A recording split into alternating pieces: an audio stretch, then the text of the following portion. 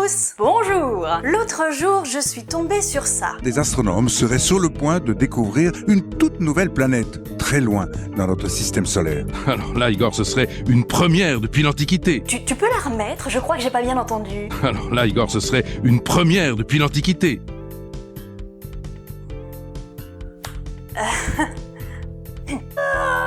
Cher Grishka, effectivement, la majorité des planètes du système solaire a été découverte il y a très longtemps. Les civilisations d'avant le Moyen-Âge observaient déjà Mercure, Vénus, Mars, Jupiter et Saturne qui étaient soit assez proches, soit assez grosses pour être visibles à l'œil nu. Ah, tu vas pas t'y mettre, hein? Uranus aussi peut se voir à l'œil nu. Oui, c'est exact. Mais elle est tellement loin que son éclat est très faible, donc faut savoir précisément où regarder, et son mouvement apparent est très lent, donc c'était encore plus compliqué de détecter un déplacement. Son déplacement, oui. On peut préciser comment on distinguait les planètes des étoiles pendant l'Antiquité, du coup. Ah bah oui. Globalement, quand on regarde le ciel à l'œil nu, on voit pas tellement de différence entre les planètes et les étoiles. Et Vénus, alors? Elle peut apparaître très grosse et très lumineuse. Oui, non mais ce que je veux dire, c'est que les planètes n'apparaissent jamais à l'œil nu comme un disque, ça reste juste un gros point très brillant, comme une étoile. Pendant l'Antiquité, ce qui les distinguait aux yeux des gens, c'était justement leur mouvement. Ils voyaient les planètes se déplacer dans le ciel de façon régulière au cours des saisons,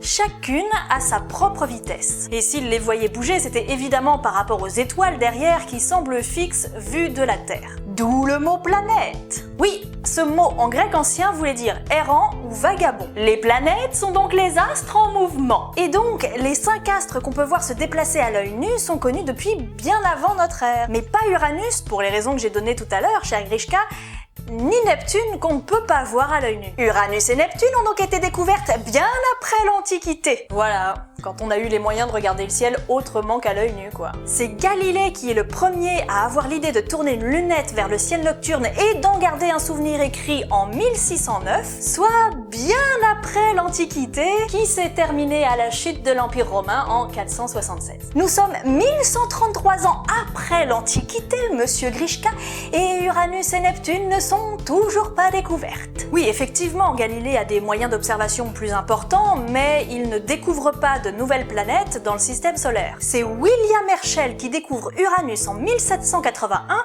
depuis le jardin de sa maison de Bath, en Angleterre, avec ce télescope. Oui, enfin ça c'est une réplique, hein. Oui, c'est une réplique, hein, c'est pas le télescope original, en effet. Toujours est-il qu'il découvre Uranus 1305 ans après la fin de l'Antiquité, monsieur Grishka. Et d'ailleurs, il la prend d'abord pour une comète en fait. Mais c'était bien la 7e planète du système solaire et la première découverte grâce à un instrument. Quant à Neptune, on a soupçonné son existence bien avant de l'observer. Comme Uranus avait des mouvements irréguliers, on s'est dit qu'il y avait peut-être une 8e planète encore plus loin du Soleil qui exercerait une force gravitationnelle sur l'orbite d'Uranus. 2 scientifiques entreprennent des calculs, le britannique Adams et le français Le Verrier. Et c'est Le Verrier qui demande à un astronome prussien, Johann Gall, ouais, je suis pas très sûre de la prononciation là en fait, d'observer le ciel là où il pense que Neptune se trouve, et effectivement, il la découvre en 1846, soit 1370 ans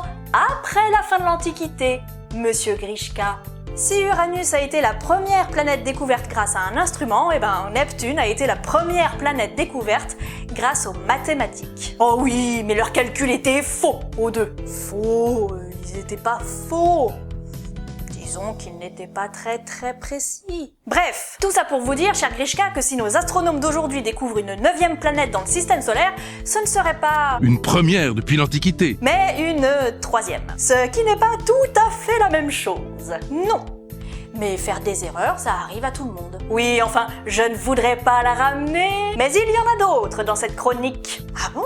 Pluton n'est plus aujourd'hui classé comme une planète. Pourquoi? Mais parce qu'elle est trop petite. Ben, c'est pas tout à fait faux qu'elle ait été déclassée parce qu'elle est petite. Bon, ok. C'est pas très rigoureux non plus. C'est vrai, cher Grishka, que ce n'est pas la taille qui compte. Non, mais je veux dire que, par exemple, je sais pas, les étoiles à neutrons, bon, elles sont plus petites que Pluton, on est d'accord. Bon, bah pourtant, c'est pas des planètes naines, c'est carrément des étoiles. Ah oui, c'est le niveau au-dessus, là. Hein. C'est juste qu'elles sont très massives.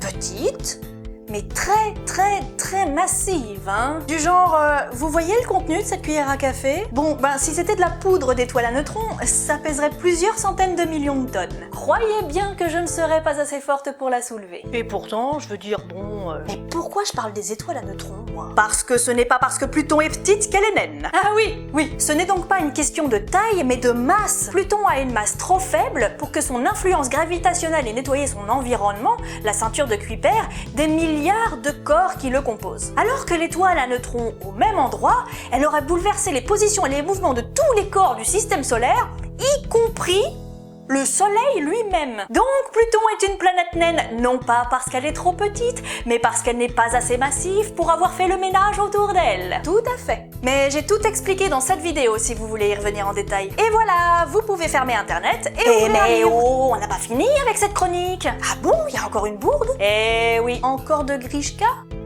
Oui. À ce sujet, Igor, cette sonde vient de nous envoyer en juillet de fantastiques photos des paysages de Pluton, en particulier des montagnes hautes de 2500 mètres. Ah oui, c'est vrai que le site de la NASA indique 3500 mètres. On est d'accord que c'est quand même pas la même chose, certes. Mais bon, les données vont peut-être encore pouvoir être affinées, non? Oui, mais pour l'instant, la NASA dit que ces montagnes font 3500 mètres de haut et pas... 2500 mètres. Ok, je te l'accorde. Mais cette source date de juillet 2015. J'ai pas réussi à en trouver une plus récente sur l'altitude des montagnes et Grishka, lui, il parle de documents de juillet 2016. Et tu les as trouvés? Ben, à part les rétrospectives concernant la date anniversaire du survol de Pluton par New Horizons l'année dernière, non. Ça nous fait donc 3 conneries en moins de 50 secondes. On peut lui offrir la perle d'or 2016 à Grishka Bogdanov ou pas, là? Non, je serais toi, j'attendrais fin 2016 quand même. Hein. Non, mais parce que entre la fin de la mission Rosetta le 30 septembre, l'arrivée d'ExoMars le 19 octobre et le départ pour l'ISS de Thomas Pesquet en fin d'année, il y a des risques qu'on soit pas mal servi. Hein. Tout ça? En moins de 3 mois? Eh ouais. Commence à faire un stock de calmants peut-être? Je suis calme. Je suis très calme. Tant mieux. Et voilà, vous pouvez fermer internet et ouvrir un livre. Ou aller au musée, le musée d'astronomie Herschel par exemple, qui se trouve dans la maison où William Herschel a découvert Uranus, en Angleterre. Ou bien le Deutsches Museum à Munich où se trouve la lunette qui a permis à Johann Gall de découvrir Neptune. Et abonnez-vous à la chaîne en passant. À très vite. Excuse-moi, Emmett. Ouais, non, je voulais te demander, tu l'as croisée, toi, la 9e planète, quand t'es arrivé? En passant dans le système solaire? Non, tu l'as pas croisée. Ah, t'étais peut-être pas au bon endroit, oui. T'as croisé Pluton, peut-être? Non plus? Mais t'as croisé quoi, alors? Mars? Tu sais, Emmett, on ne se connaît pas trop, toi et moi. Je m'étais dit que ce serait sympa d'aller boire un verre, peut-être, pour faire plus ample connaissance, non? D'accord? Oui, non, voilà, rattraper le temps perdu, tout ça. Voilà.